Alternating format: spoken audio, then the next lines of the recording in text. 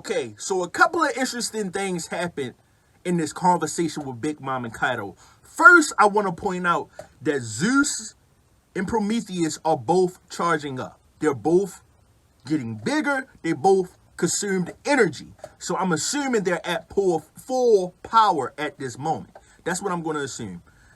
Next, Big Mom, Nico Robin. Big Mom wants Nico Robin. Kaido asks her about pudding. She says she don't feel like waiting for Pudding's third eye to true eye. Something like that. True eye to awaken. So she said, you can kill everyone else. You can get rid of everyone else. But keep Robin alive because she is needed in order to read the poneglyphs. So now we know that Robin is once again, we always knew this, that Robin is constantly in play because she's one of the few people that we know of that even has a possibility of being able to read the poneglyphs. So I assumed that Blackbeard would be looking over at Robin. The world government always is looking at Robin. And I assumed Yonko would eventually set their eyes to Robin as the Straw Hats get wider and wider in their picture. Oh, they're right here. I might as well take Robin so I can read these poneglyphs and get to the One Piece because that is their ultimate goal. Now, Big Mom also asks Kaido about what he plans on doing with Onigashima now that he's lifted up. Kaido says that there's still a castle in the Flower Capital that stands as a symbol for Kozuki.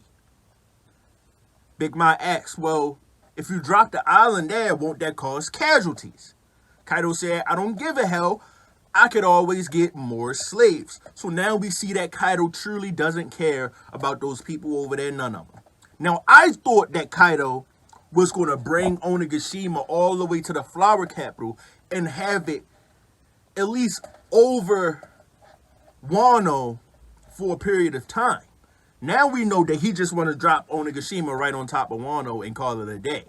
So that throws a wrench into what I thought was going to happen. Now we seeing, I guess, the crutch of this arc.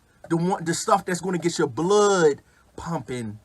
It's the fact that Onigashima is getting closer and closer to Wano. That's really going to have us nervous because we know that Kaido plans on dropping Onigashima on top of Wano country.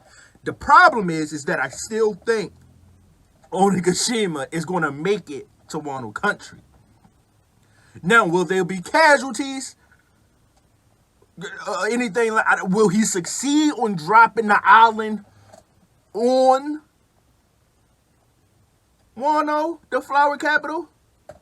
We still have to wait and see. But I still do believe that it will at least make it to Wano. I don't know if it will make it over top of the Flower Capital, but the island will at least make it partially to Wano. So this part right here, I think is very important.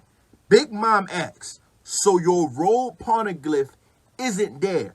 Kaido said, isn't it a bit early to be showing your hand? No. I agreed with that. Like, off the bat, why are you asking that question? Like, we're together now. Like, I got this.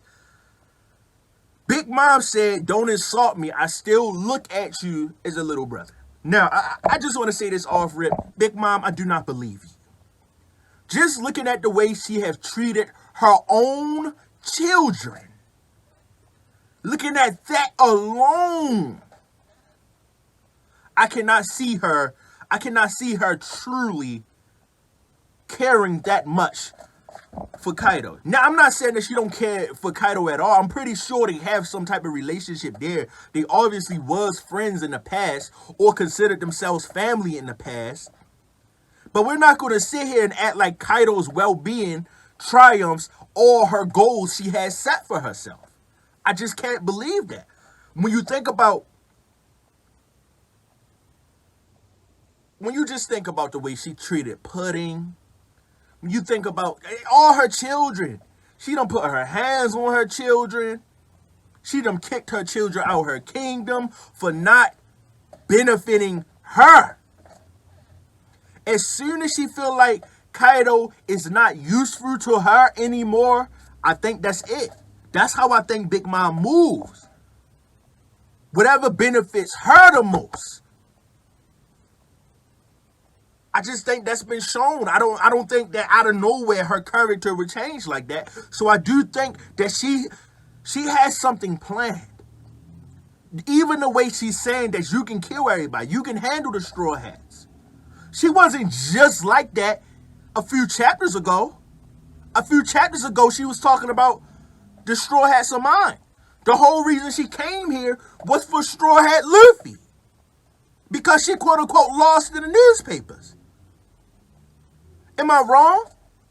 So now all of a sudden I'm supposed to believe that you don't care about that? You all of a sudden care about your friends and family? I can't believe that. I know I cannot go for that. I'm not saying that she don't have feelings or anything like that, because that's been shown obvious in her backstory that she wasn't necessarily an evil child. But let's not pretend like she hasn't done some grimy shit. Like she don't go through any means necessary. If someone don't show up to an invite, she cuts off, she beheads one of their family members, one of their friends. Let's keep it real about Big Mom. I also want to bring up that it wasn't too long ago, it wasn't too many chapters ago, that Peril Sparrow had confronted Big Mom about forming the alliance with the Beast Pirates. And when confronted by Peril Sparrow, Big Mom basically, and I'm saying basically because I'm paraphrasing here, but she basically reassures Peril Sparrow that she's only using the Beast Pirates for their gain, to get to their ultimate goal, which is the One Piece, and for Big Mom to become king of the pirates. Now, with that conversation in mind, and then thinking about the conversation we just saw with Big Mom and Kaido, we can see that they both contradict each other. On one hand, Big Mom is saying she's just using the Beast Pirates, and on the other hand, she's saying she sees Kaido as a little brother. So she's lying to someone, and I'm not going to say who she's lying to, but she's definitely lying to someone, and I think it will end up ultimately playing a role in this arc, a major role in this arc, and I think it could possibly play a major role in future arcs. Either way, I think this is going to come back and bite Big Mom in the ass, believe it or not. So she also talks about the rocks falling and ruining God Valley. And I just want to say this. Somewhere down the line, we have to get something. We have to get something with this God Valley thing. And I prefer it being an in-depth flashback. I'm talking about Roger and Garp seeing it go down versus the Rocks Pirates. I have to see that. It's too much. It's too hype. Now, she says on that day, yo, Oda's the GOAT. I hope y'all know that. Like I always say it. I mean it. I gave you that legendary model of the fish fruit. You owe me for life, Kaido. The fish fruit? You're telling me Kaido's a Gyarados? And since when did we have fish modeled fruits? And what is this legendary model? What are we talking about here? Is this a translation thing? Like I've been sitting on this chapter for just reading it and reading it.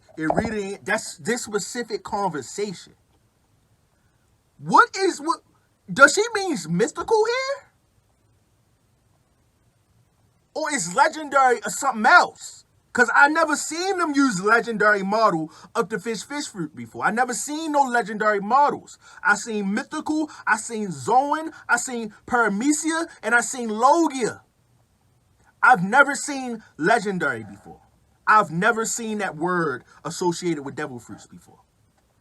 So now that that's thrown a wrench here, I think they mean mythical right here, but I'm not sure. So that legendary model is something I'm gonna sit to the side, and then you got fish fruit. Well, what the?